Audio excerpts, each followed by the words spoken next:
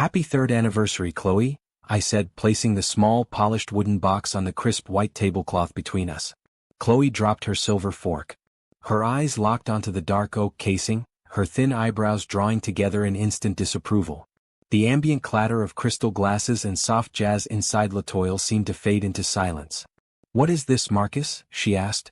Her voice carried an icy sharpness that cut right through me. "Is this a joke?" "Open it," I said softly, reaching across the table to touch her hand. She pulled away before my fingers could make contact. "I made it myself. It took me 3 months to carve the latch." "You made it?" She let out a harsh, disbelieving laugh, looking around the candlelit dining room to see if anyone was watching us. "Marcus, we've been together for 3 years. 3 long years. Sarah's boyfriend got her a Cartier bracelet last night. Brandon bought Maya a Rolex. And you give me a piece of firewood?" "It's not just wood, Chloe," I tried to explain, keeping my voice low. My chest felt tight, a heavy knot forming in my stomach. "It holds something far more valuable than a diamond ring.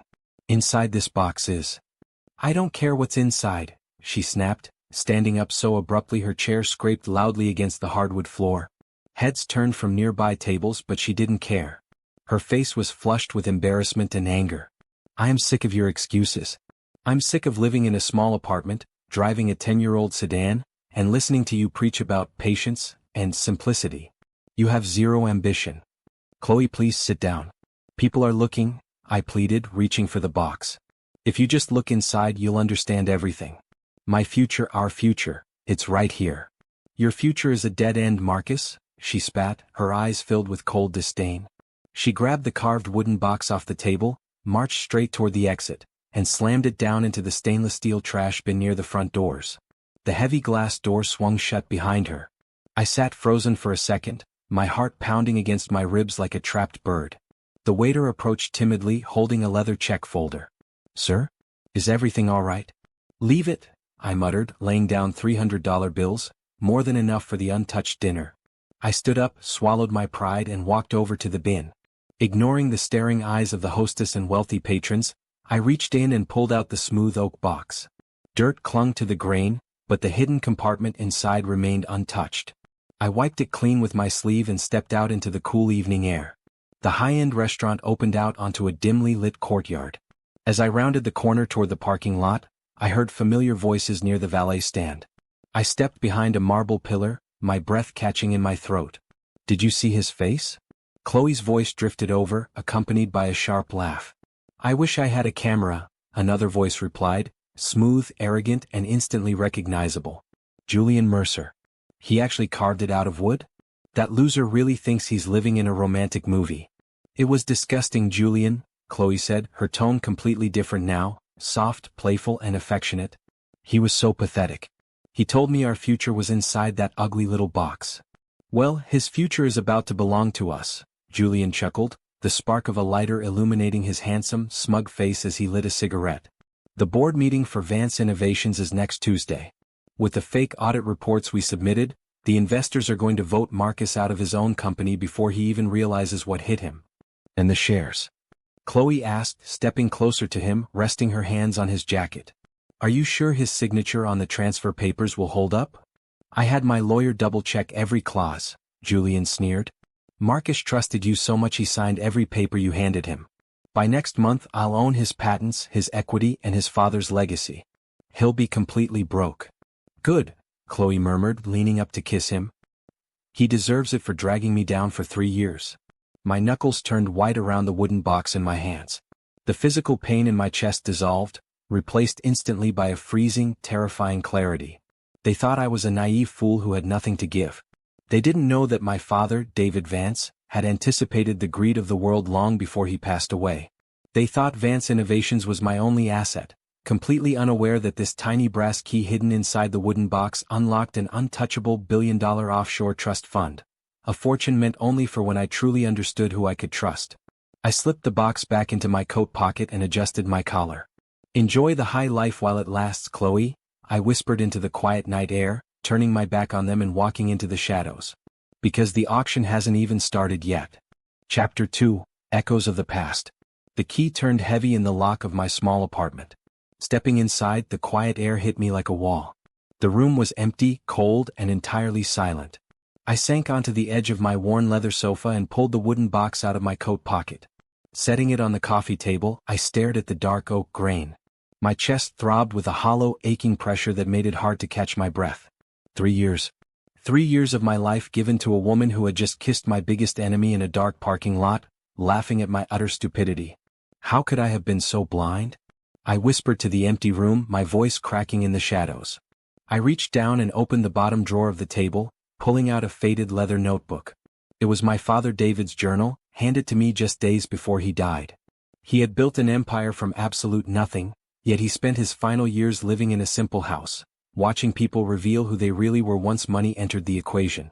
I flipped to a worn bookmarked page and read his familiar, confident handwriting aloud. Marcus, true strength is never found in loud wealth or shiny trinkets. My father's words resonated in my mind. Greed makes people blind, son. They will mistake your humility for weakness, and they will try to take what you built. When they show you who they are, do not react with anger. Let them celebrate their victory early. That is when they become careless. I closed the journal gently, tracing the stamped initials DV on the cover. You warned me, Dad, I murmured softly. You saw right through people like Chloe before I ever did. The sharp buzz of my phone shattered the quiet. The screen lit up with an incoming text from an unknown number. My eyebrows pulled together as I tapped the notification. It was a forwarded screenshot of a group chat between Chloe, Julian, and 2 corrupt board members from Vance Innovations. Julian, Marcus is completely out of the loop. He thinks we're just discussing routine quarterly reviews next week. Chloe, he's sitting home crying over his little wooden craft project right now. He has no idea his founder shares are being reallocated tomorrow morning. Julian, good. Once the proxy vote passes, Vance Innovations drops his name permanently. We take the tech, the funding, and the market credit. My fingers tightened around the glass screen until my knuckles turned ghost white. The sheer level of their betrayal was staggering. They weren't just ending a relationship. They were attempting to erase 5 years of my life, my sweat, and my late father's legacy.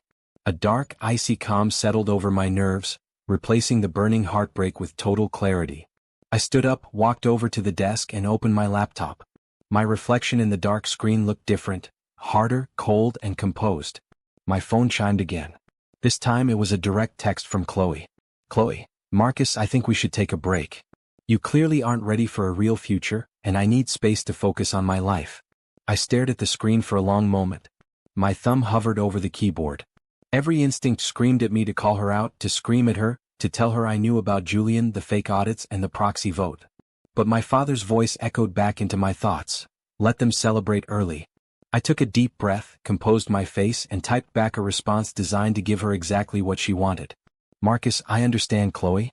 I'm sorry I couldn't give you what you wanted tonight. I'm completely drained, and honestly, I don't even have the energy to fight for the company anymore. You were right about me. A minute passed before the 3 typing dots appeared and vanished. Chloe, I'm glad you're being realistic for once. Don't call me. I set the phone face down on the wooden desk and let out a long, slow breath. A cold, quiet smile touched the corners of my lips for the very first time all night. They think I'm broken, I said, looking down at the carved wooden box resting next to my father's journal. They think I'm giving up. I reached over and pressed the hidden latch on the bottom of the box. The secret compartment popped open with a soft click, exposing the small golden key nestled inside the velvet lining. That key held the access codes to the offshore trust fund, and more importantly, controlling voting rights to every asset associated with the Vance estate. Let them sign their papers, I murmured, holding the small key up to the desk light. Let them build their golden trap. I'll give them the stage they want so badly, and when the bright lights hit them, I'll tear the curtain down. I closed the notebook, locked the apartment door, and sat down at my desk to prepare my next move. The pity party was over. Marcus Vance was no longer playing defense. 2 weeks went by in a blur of fake sympathy and arrogant moves. Chloe and Julian didn't waste a single second. They publicly announced their sudden engagement and organized a massive high society charity gala to showcase their new position at Vance Innovations. To make sure my humiliate was complete, they sent a gold-embossed invitation directly to my door. They wanted an audience to watch me bleed. I was more than happy to give them one. The afternoon before the event, I met Elena Rostova inside the quiet back office of her high-end auction house in Manhattan. She looked up from her mahogany desk, her sharp eyes taking me in with a mix of warmth and deep sorrow. Marcus, my dear boy, Elena said, stepping around the desk to grasp both of my hands firmly. I heard what happened at the company board meeting. What Julian and Chloe did to your father's legacy is absolutely despicable. They think they won, Elena? I said softly, looking her dead in the eye. They think I'm completely ruined and stripped of every asset. I know how those vultures think, she sighed, shaking her head. So why are you here today? Tell me how I can help. I reached into my coat pocket and pulled out a stamped silver cylinder along with a sealed velvet pouch. I set them gently on her desk. I need you to list an exclusive unnamed heirloom lot for tonight's auction, I said. It must be listed under the David Vance personal estate, but keep the exact contents completely hidden until the final bidding round. Elena tilted her head, her curiosity clearly sparked. And what exactly am I selling, Marcus?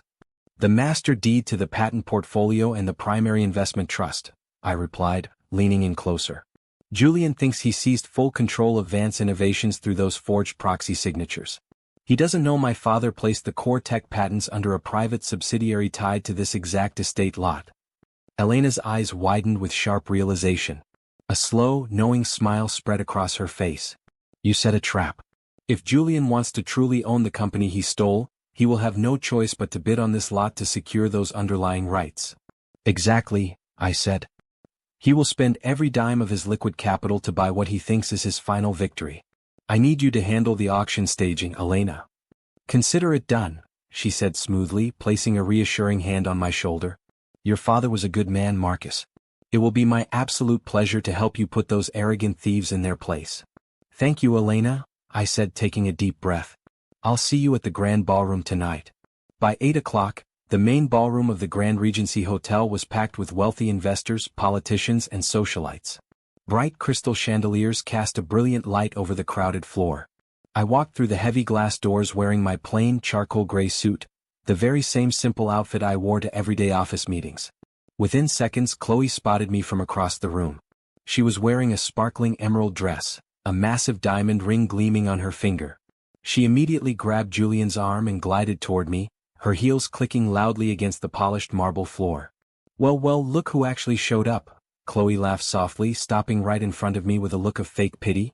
I honestly didn't think you'd have the courage to walk into a room like this, Marcus. I received the invitation, Chloe, I replied calmly, keeping my posture relaxed and my voice steady. I thought it would be polite to congratulate you both in person. Polite? Julian sneered, swirling the champagne in his crystal glass with a smug grin. Take a look around you, Marcus. Look at these people. Look at this room. This is the world I belong in. You're wearing an off-the-rack suit to a black tie gala. Don't you feel completely out of place? A suit doesn't define a person's worth, Julian, I said, looking him straight in the eyes. Though I suppose when everything you have is built on borrowed time and stolen property, you need expensive clothes to hide it. Chloe's eyes flashed with instant anger. Watch your mouth. You lost everything because you were lazy, weak, and completely devoid of ambition. Julian is 5 times the man you will ever be. Is that so? I asked, raising an eyebrow slightly.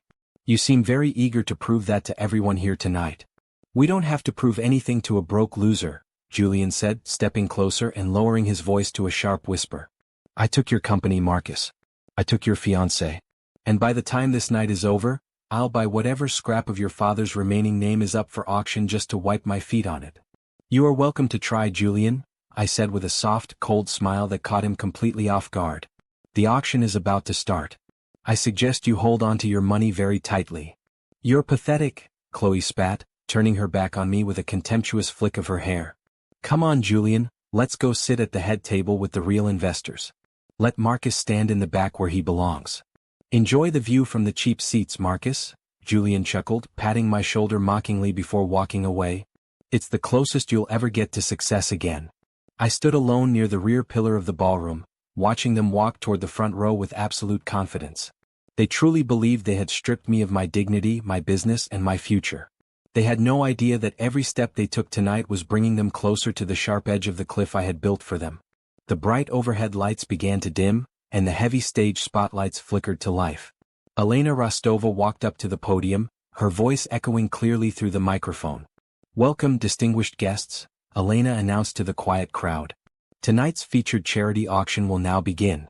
I leaned back against the cold marble pillar, folded my arms across my chest, and waited for the show to start. The soft chime of a crystal glass echoed through the grand ballroom as Elena Rostova took her place at the central podium. The chatter subsided, replaced by an electric buzz of anticipation. Ladies and gentlemen, Elena's clear voice projected across the room. We will now begin our primary bidding rounds for tonight's charity drive. From my spot near the back pillar, I watched Julian raise his bidding paddle high for almost every early item. He bought a rare French wine set for $50,000 and a vintage diamond necklace for $80,000. Each win brought loud applause, and Chloe practically beamed with pride, clinging to his arm while shooting mocking glances back toward me. "Look at him," Chloe whispered loudly enough for the surrounding tables to hear, covering her mouth with a manicured hand. "He can't even afford a single glass of champagne, let alone a bid. Why is he even still standing there?"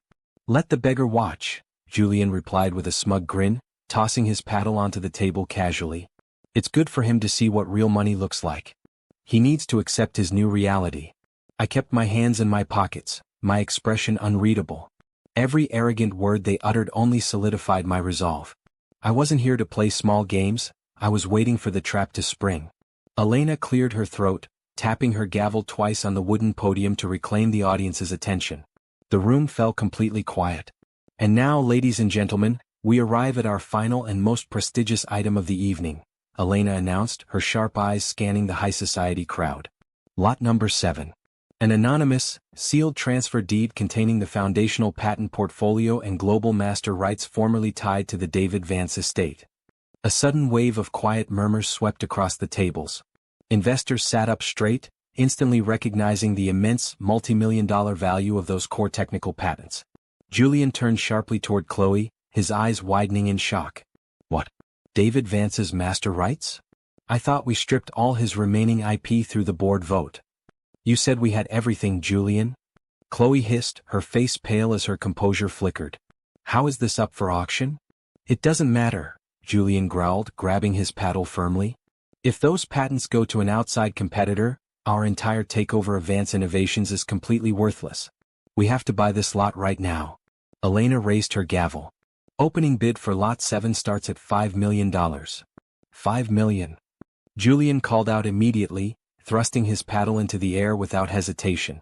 $6 million, a venture capitalist from the front row countered. $8 million. Julian barked back, his knuckles turning white around his paddle as sweat began to bead on his forehead. $10 million, another investor called out calmly. Chloe clutched Julian's sleeve, her voice trembling slightly. "Julian, can we really afford to go higher than 10 million cash right now?" "We have to," Julian snapped, his voice sharp with mounting anxiety. "If we don't own those core patents, the whole company collapses under us." $12 million. Silence fell over the room. 12 million was a massive sum, even for the wealthy investors present. Elena looked out over the crowd, raising her gavel slowly into the air. $12 million going once. Elena called out, her voice echoing off the high ceilings. Going twice. Chloe let out a loud sigh of relief, turning her head back toward me with a sneering smile. "See that, Marcus? We win again. You have nothing left."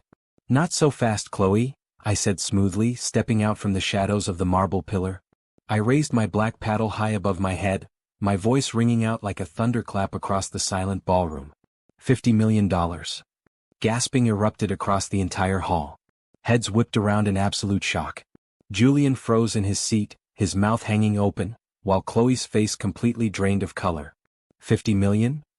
Julian shouted, springing to his feet and pointing an angry finger at me. "Is this a joke? Elena, stop this right now. This man is broke. He doesn't have $50 in his bank account, let alone 50 million. "Marcus Vance," Elena said sternly from the stage, playing her role perfectly. "This is a legal, binding auction. Do you have the verifiable collateral to support a $50 million bid?" "I do, Elena," I replied calmly, walking down the center aisle with slow, deliberate steps. The crowd parted around me as if I were a ghost. I reached into my inner jacket pocket, pulled out the polished oak casing, and set it firmly onto the front table right in front of Chloe and Julian. "What is that cheap piece of wood supposed to be?" Chloe stammered, her voice shaking violently as she backed away from the table. You threw that away." "You threw it away, Chloe," I corrected her, leaning down so my eyes were level with hers. "You threw it into a trash can because you thought value only comes in shiny jewelry and expensive labels." I pressed the secret brass latch on the bottom of the box. The hidden compartment clicked open with a sharp, mechanical pop, revealing the glowing gold master key and the official offshore trust authorization seal. "This key unlocks the David Vance Master Trust," I announced loudly, turning to face the shocked crowd of investors. "An untouchable reserve account holding over $1 billion in liquidated assets. And according to my father's strict legal terms, the sole owner of this key holds absolute veto power and primary ownership over every patent listed in Lot 7. Julian's face went completely ash-white. His paddle slipped out of his trembling fingers and clattered loudly against the floor. "No, no, that's impossible." Julian choked out, taking a frantic step backward. "You were supposed to be ruined." "I was never ruined, Julian," I said, my voice cold, sharp, and completely dominant. "I was just waiting for you to spend all your money trying to buy what was already mine." The silence hanging over the ballroom felt heavy enough to crush a man. Every single eye was glued to the small, polished wooden box sitting on the front table. Elena Rostova tapped her gavel once, her clear voice breaking the stunned quiet. "The bid of $50 million stands verified by the David Vance Master Trust credentials. Marcus Vance is recognized as the sole primary heir and controlling entity of Vance Enterprises." A massive collective gasp echoed through the crowd. Murmurs erupted like a sudden storm as wealthy board members and high society patrons leaned in toward one another, whispering frantically while pointing at Julian and Chloe. "No. This is a complete setup." Julian screamed, his composure shattering as panic gripped his face. He grabbed his cell phone with shaking hands and began dialing feverishly. "I have the proxy votes. I own the board. I'll match his bid. $60 million. $70 million. Elena looked down at her digital display tablet with an unyielding, professional expression. "Mr. Mercer, your bids are automatically rejected by the automated banking ledger." "Rejected? What do you mean rejected?" Julian roared, his face flushing dark red as sweat poured down his neck. "Check it again. My firm has millions in liquid capital." "Your corporate and personal accounts have been locked, Julian," I said calmly, taking a step toward him with my hands resting loosely in my pockets. "I filed an emergency forensic audit with the Securities and Exchange Commission at 8 o'clock this morning. Every account tied to Vance Innovations under your name is officially frozen pending federal investigation." Chloe let out a choked sound, grabbing Julian's shoulder with white knuckles. "Julian, tell me he's lying. Tell me you have the money. What about the house? What about my ring?" "Shut up, Chloe," Julian shouted, shoving her hand off his coat so hard she stumbled backward against the dining table. "I'm trying to think." "Don't yell at her, Julian," a stern, unfamiliar voice rang out from the back entrance of the hall. The heavy oak doors swung open wide, and a tall, sharp-eyed man in a dark trench coat walked briskly down the central aisle. Two uniformed police officers followed right behind his heavy footsteps. "Detective Miller, NYPD Financial Crimes Unit," the man announced, pulling a gold badge and a thick stack of folded legal documents from his inner pocket. "Julian Mercer? Chloe Brooks." Julian took a trembling step back, his eyes darting toward the side emergency exits. "Detective, whatever Marcus told you, it's a total lie. He's trying to sabotage my company." "Save it for your lawyer, Mr. Mercer," Detective Miller said coldly, stopping right in front of the table. "We have secured wiretap records, forged proxy signatures, and direct banking logs proving you two illegally transferred corporate funds to private offshore accounts over the last 18 months. I have a federal warrant for both of your arrests." "Offshore accounts?" Chloe shrieked, turning her pale, horrified face toward Julian.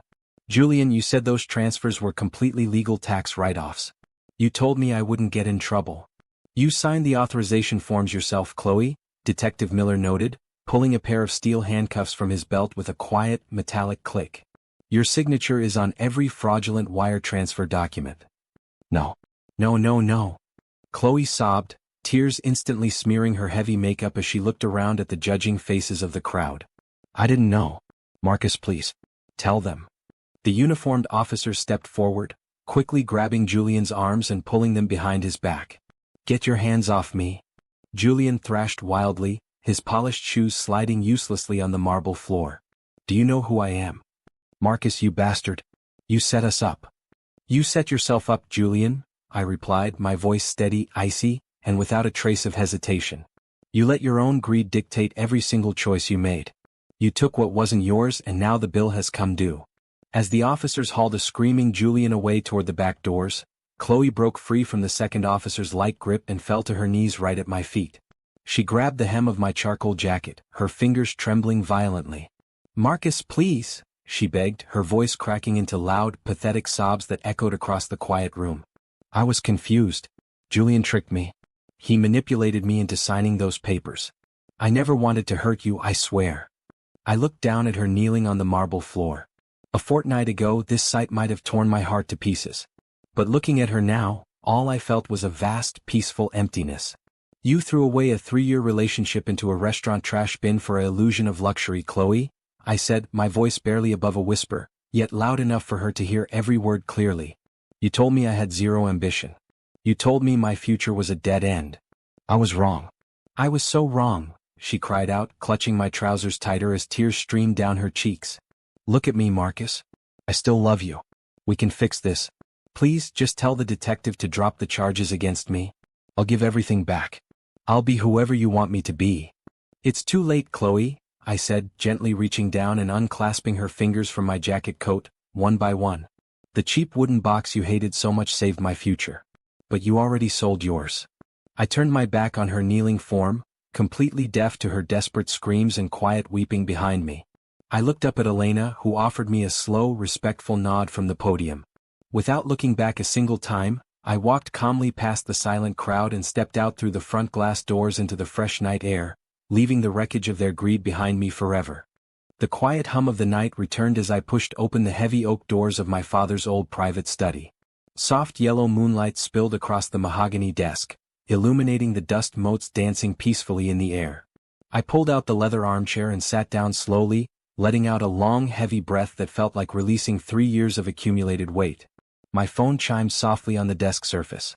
I tapped the screen to see a detailed briefing text from Detective Miller. Detective Miller, Julian's bail request was denied this evening. Federal wire fraud, conspiracy, and corporate embezzlement charges have all been filed. His legal team is already dropping him.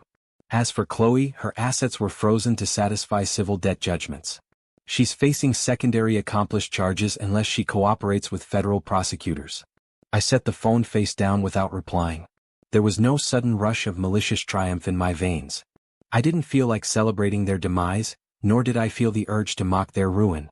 The revenge I thought I wanted had unfolded cleanly, but the real victory wasn't watching Julian ride away in a police cruiser or seeing Chloe on her knees sobbing on a marble floor.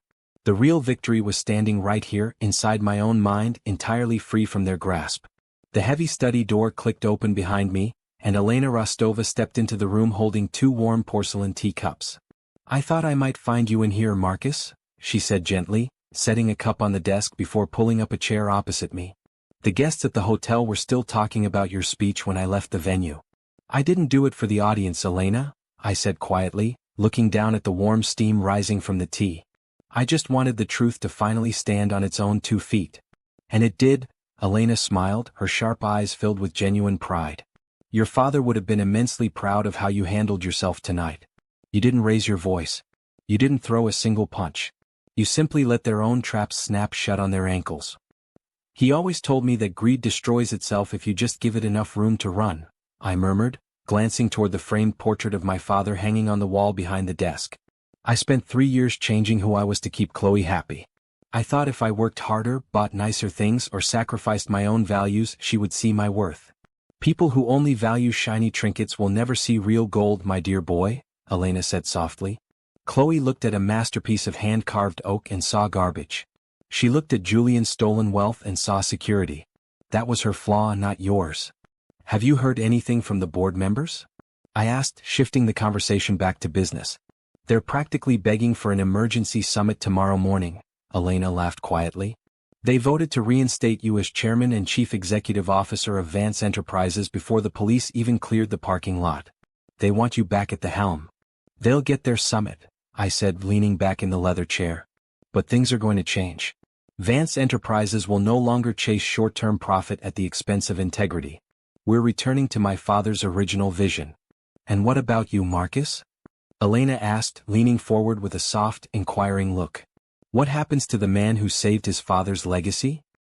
He finally starts living his own life, I replied with a genuine, effortless smile. Without fake friends, without conditional love, and without hiding who he really is just to make insecure people feel comfortable.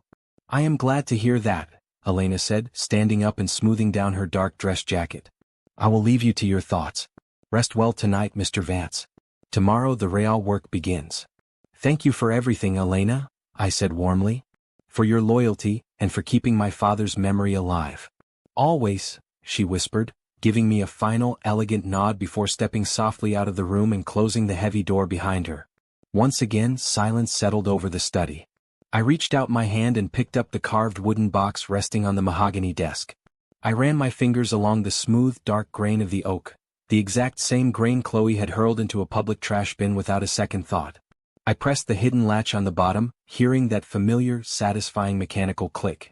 I reached inside, pulled out the gold key and unlocked the heavy iron safe built directly into the side of the desk. I placed the wooden box inside, turned the heavy dial and locked the steel door tight. I didn't need the box to remind me of my wealth anymore. I needed it to remind me of the price of self-respect. I would never again trade my dignity for cheap affection, nor would I ever let anyone convince me that quiet humility is a form of weakness. I stood up from the desk, walked over to the wide glass window, and looked out across the twinkling lights of the New York City skyline.